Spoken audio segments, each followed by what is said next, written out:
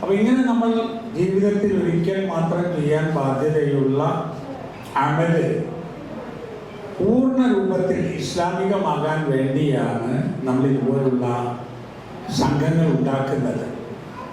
കേരളം ഹജ്ജ് service ആരംഭിച്ച കാലത്ത് അതിൻ്റെ സംഘത്തോടൊപ്പം പോയിരുന്ന ഒരാളാണ് ഞാൻ.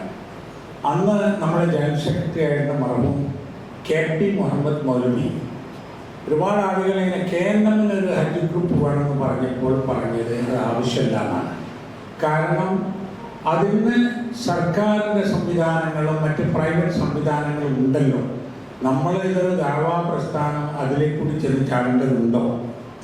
പക്ഷെ ആളുകൾ പിന്നീട് അനുഭവം പറഞ്ഞു, ഹജ്ജിന് പോകുമ്പോൾ സുന്നത്തനുസരിച്ച ഹജ്ജ് ആവുന്നില്ല, പല സംഘങ്ങളും കൊണ്ടുപോയിട്ട് ശിർക്ക്, ബിദ്അത്ത്, ഖുറാഫാത്തുകൾ പഠിപ്പിക്കുന്നു.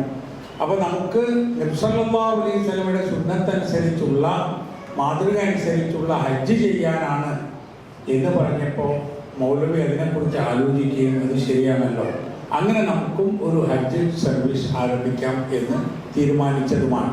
അതിൽ ബിസിനസ്സോ വേറെ താല്പര്യങ്ങളോ ഒന്നുമല്ല.